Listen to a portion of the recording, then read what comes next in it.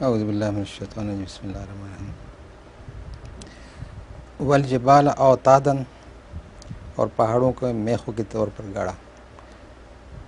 والقا فی الارض رواسیا ان تمید بکم وبث فیہا من کل دابہ، اور زمین میں پہاڑ اس ڈر سے ڈال چھوڑے ہیں کہ وہ تمہارے سمیت شدید زلزلہ مبتلا نہ ہو جائیں۔ والقا فی الارض رواسیا ان تمید بکم، اور اس نے زمین میں محکم پہاڑ بنائے اس وجہ سے کہ متحرک ہوتے ہوئے تمہیں چکر میں نہ ڈالیں۔ تو حضور اس کے متعلق سوال یہ ہے کہ جہاں جہاں پہاڑ ہیں وہاں تو دیکھنے میں یہ آتا ہے کہ وہاں زلزلے آتے ہیں۔ اس کے متعلق جواب یہ ہے کہ میں پہلے اس پر تفصیل سے روشنی ڈال چکا ہوں اور ایک دفعہ سے زائد، اور اپنے ترجمہ قرآن کلاس میں بھی میں بات کر چکا ہوں کہ مجھے اس ترجمے سے اتفاق نہیں ہے کہ پہاڑوں کے مبادا پہاڑ تمہیں زلزلے میں نہ مبتلا کریں، کیونکہ زلزلوں کے لیے پہاڑوں کا ہونا ضروری ہے ہی نہیں، وہ تو پلیٹس کے ٹکرانے سے زلزلے آتے ہیں جو سمندر کے اندر باہر نکلے ہوئے پہاڑوں کی بات نہیں ہو رہی، سمندر کے اندر پلیٹس ہیں، کانٹیننٹل پلیٹس جو چلتی ہیں اٹکتی ہیں کہیں اور پھر چھٹتی ہیں تو اس سے زلزلے آتے ہیں، اور آتش فشاں بھی ہیں، مگر ہر پہاڑ تو آتش فشاں نہیں، اکثریت پہ تو اطلاق ہی نہیں ہوتا۔ پھر ان تمیدہ بکم، کہ مبادا تم زلزلے میں مبتلا ہو، حالانکہ پہاڑ خود جو زیر زمین سمندر کے اندر ہیں وہ بھی پہاڑی ہوتے ہیں جو زلزلہ لے کے آتے ہیں، اور جو ظاہری پہاڑ ہیں ان میں آتش فشاں بھی ہوتے ہیں۔ تو اس سارے مضمون کو اس طرح دیکھیں تو یہ ترجمہ درست بیٹھتا ہی نہیں۔ اول تو سارے پہاڑ آتش فشاں نہیں ہیں، خود زلزلے کی پیداوار ہیں، اور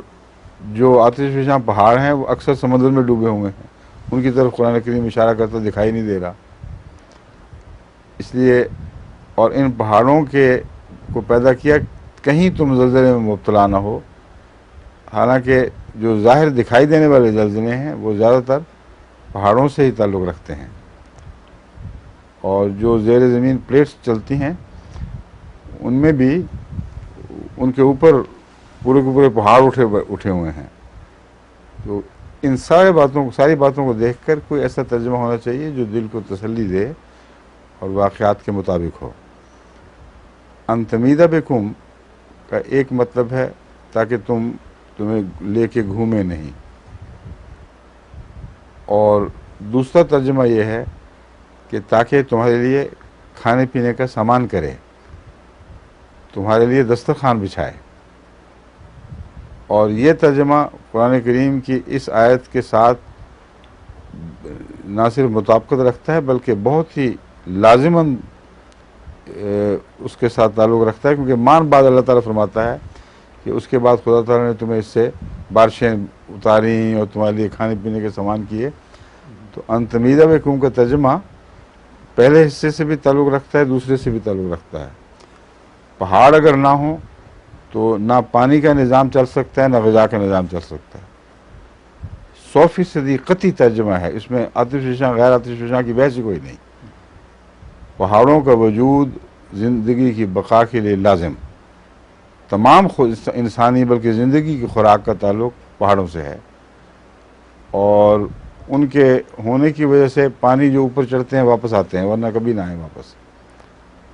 فضاؤں میں غائب ہو جائیں سب کچھ۔ تو یہ ساری باتیں بتا رہی ہیں کہ ان تمیدہ بکم کا دوسرا ترجمہ ہے جو مناسب ہے، اور یہ ترجمہ پچھلے علماء میں سے بعض نے، باوجود اس کے کہ سائنس کا ان کو علم نہیں تھا، انہوں نے خود کیا ہوا ہے، بعض پرانے بزرگ علماء نے، کہ ان تمیدہ بکم سے مراد دسترخوان بچھانا، کھانے کا انتظام کرنا ہے۔ ظہور